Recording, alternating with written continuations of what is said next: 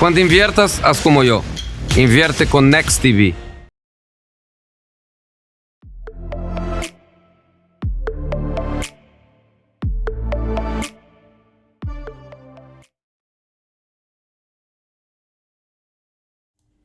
Hola, ¿qué tal? Soy Pablo Gil, estratega de mercados de XTB, y hoy quiero hablaros de los pilares que mantienen a la bolsa en máximos históricos.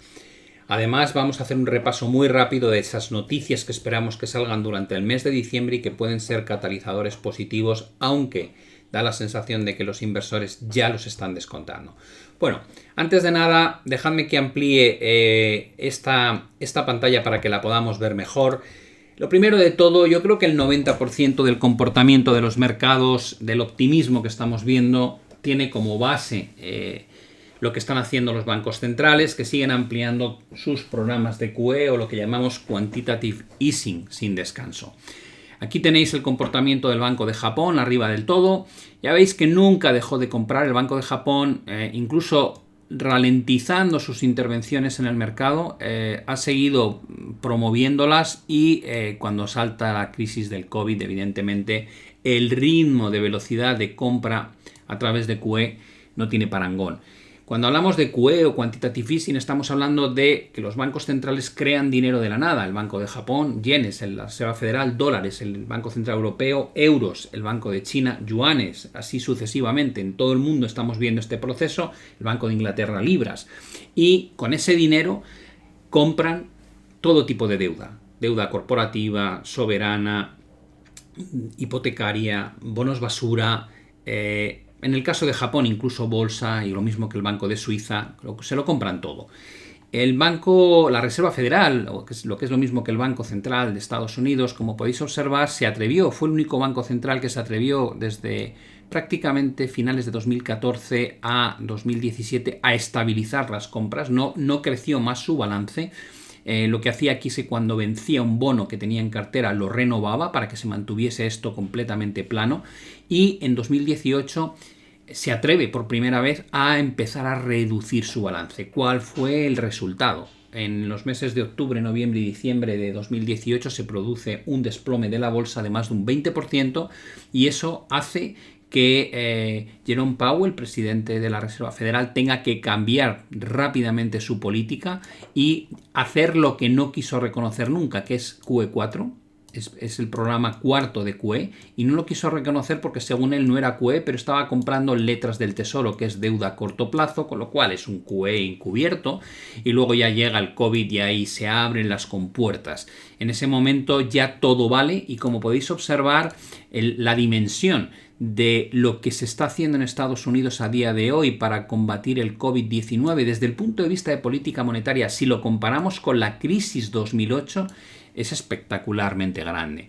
Además, durante la crisis 2008, como podéis ver, hubo un gran esfuerzo original que fue todo esto, pero luego se tardó mucho, hasta 2010 no se incrementó más el esfuerzo, simplemente se mantuvo ahí. Da la sensación de que esta vez la Reserva Federal sigue incrementando su programa de compras, y da la sensación, o al menos yo tengo la sensación, de que vamos a ver esto llegar a los 10 trillones de dólares. ¿Por qué? Pues porque si se aprueba, como está previsto, un plan de estímulo fiscal por parte del gobierno estadounidense, va a haber que financiar al Tesoro, y lo va a hacer la Reserva Federal. Por tanto, es muy probable que esto siga incrementándose a un ritmo espectacularmente alto. Por otro lado, el Banco Central Europeo, que había reducido mucho la velocidad de sus intervenciones durante 2018 y 2019, pues aquí abre la puerta, y fijaos que la magnitud y la velocidad con la que está haciendo las compras ahora mismo el BCE no tiene parangón ni en la crisis 2008 ni siquiera en la crisis periférica que tuvo lugar en 2011 y 2012. Por tanto, da la sensación de que esto va a continuar, y muy probablemente Christine Lagarde en la reunión de diciembre nos hable de un aumento del tamaño de compras que se va a llevar a cabo durante los próximos meses. Por tanto, tenemos los bancos centrales del mundo, no solamente estos que os muestro de Banco de Japón, la Reserva Federal o el BCE, sino el Banco de Inglaterra, el Banco de China, en Australia, en Canadá, en todos sitios, en un modo de inundar de liquidez el mercado, lo cual está provocando, lógicamente, que haya un optimismo extremo y una complacencia preocupante. El otro día hablaba de que habíamos alcanzado cotas por encima de 90 a nivel de complacencia. Este es el índice de miedo, el Fear and Greed, perdón, de CNN, que estaba dando una pensada a otra cosa. Este es el índice de lo que llamamos miedo y complacencia o avaricia por parte de la CNN, y hemos pasado de cotas superiores a 90 a algo más bajas, pero seguimos estando en lo que llamamos complacencia extrema por parte del mercado, ¿no? Y esto es una muestra de que hasta qué punto ha calado hondo el optimismo entre los traders, entre los inversores de corto, medio y largo plazo. Cuando alcanzamos estas cotas de euforia, hay que tener mucho cuidado, pero es cierto que las noticias ayudan. Por un lado, Boris Johnson viaja a Bruselas para cenar con Ursula von der Leyen hoy mismo. Da la sensación, por lo que estamos oyendo, que podríamos estar ante los últimos flecos para cerrar la negociación del Brexit y evitar el desastre de un Brexit duro o hard Brexit, lo cual es muy positivo. Por otro lado, el Steven Mnuchin ha presentado, es el secretario del Tesoro de Estados Unidos, ha presentado una propuesta de 916.000 millones de dólares a la presidenta de la Cámara de Representantes, Nancy Pelosi, que es demócrata, y es el primer movimiento que se hace desde la administración Trump para intentar desbloquear el enfrentamiento en torno a un nuevo paquete de estímulo fiscal.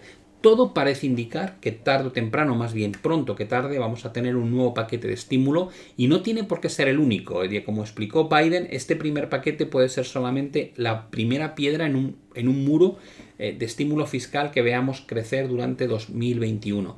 Por otro lado, Hungría y Polonia han expresado optimismo ante un potencial acuerdo para desbloquear el presupuesto. ¿Por qué es tan importante? Porque vimos una batalla brutal para conseguir esta aprobación de 750.000 millones de apoyo a la recuperación económica para combatir el COVID-19, y además de eso tenemos el propio presupuesto a 7 años que aprueba la Unión Europea como plan de largo plazo, y esos 2,2 billones de la suma de ambos planes básicamente están bloqueados porque Hungría y Polonia no permiten hacer una salida al mercado conjunta a la Unión Europea para emitir bonos y financiar este tipo de programas. Por tanto, si finalmente se desbloquease esta situación, va a empezar a fluir dinero, lo cual va a generar un gasto importante en infraestructuras por parte de todos los gobiernos europeos. A eso hay que añadir, que la evolución del coronavirus es un desastre, pero tenemos un montón de noticias positivas en términos de vacunas que pronostican que vamos a vivir el final de la pandemia probablemente el año que viene. Es cierto que es difícil poner fechas, creo que hablar de primavera es demasiado agresivo, hablar de verano es probablemente el eje central, pero si uno se plantea que para finales de 2021 lo peor podría haber pasado, creo que es realista. A partir de ahí, evidentemente, habrá que tomarlo con mucha precaución. Pueden surgir problemas, pueden surgir reacciones adversas que puedan parar los procesos de vacunación. No quiero decir que esto sea un camino de rosas, ni mucho menos, pero sí parece que puede ser un camino mucho más fácil que el que hemos pasado durante este año 2020.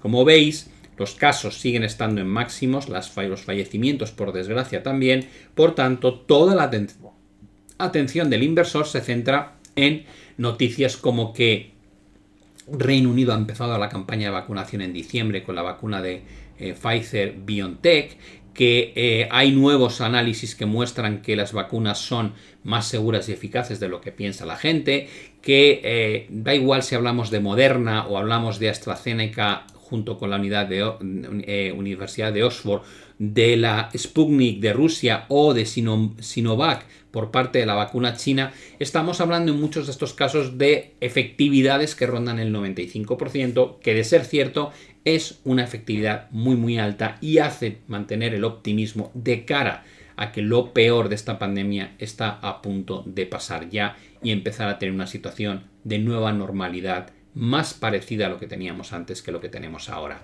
Eso es lo que está provocando que este índice, el MSCI mundial, lo que es el índice que muestra la evolución de todas las bolsas del mundo, esté en máximos históricos cuando vivimos la peor recesión económica del último siglo. Y ahí está ese gap brutal de comportamiento entre la realidad de la economía y lo que cotizan los inversores. Los inversores están trabajando con una expectativa de que lo peor ha pasado y que 2021 va a ser un año de vuelta al crecimiento económico y a partir de ahí en adelante. ¿Dónde está el problema? El problema es que la bolsa ya cotiza ese escenario con mucha prima. ¿Cuál es el riesgo mayor? A corto plazo creo que hay poco riesgo, es decir, no me parecería nada raro que haya alguna corrección porque estamos evidentemente en zonas de sobrecompra extrema y con divergencias, por tanto no hay que descartar ese tipo de escenarios, pero que en su conjunto sigamos viendo movimientos al alza durante los próximos meses me encaja muy bien. ¿Por qué? Porque no creo que los bancos centrales vayan a reducir, sino todo lo contrario, sus estímulos, porque no creo que los gobiernos vayan a reducir, sino todo lo contrario, sus estímulos, por lo tanto esto va a crecer, tanto estímulo monetario como estímulo fiscal va a crecer, porque vamos a tener noticias positivas, en mi opinión, en el Brexit, en el desbloqueo de Hungría y Polonia, de la Unión Europea, de la aprobación de paquetes de estímulo fiscal en Estados Unidos, y todo eso es positivo, todo eso es algo que va a gustar mucho a los inversores y nos va a llevar a pensar que lo peor ha ocurrido. ¿Dónde está el problema? El problema no está en el corto o medio plazo, no creo que sea un problema a unos meses vista. El problema es a unos años vista. ¿Por qué? Porque cuando uno mira estos gráficos que son 40 años, es decir, 4 décadas de evolución, descubre que tras estas explosiones tan alegres como la de los años 80, acaban generándose divergencias que luego dan pie a correcciones. Y alguno podría decir, hombre, tampoco es tan grave, Pablo. Esto ni más ni menos que veis aquí es el lunes negro del año 87. No parece mucho, pero si te pegas un galletazo de un 20% en un solo día, evidentemente tu percepción de que no es mucho la caída cambia de forma muy drástica. Además, tenemos el caso de la década de los 90, que es cuando se vive la burbuja.com y el mercado tiene un comportamiento extraordinario. Y eso acaba generando este tipo de situaciones, divergencias bajistas, que a la larga producen el pinchazo de la burbuja y un año y pico, casi 2 años de contracción económica con caídas de las bolsas de más de un 50%.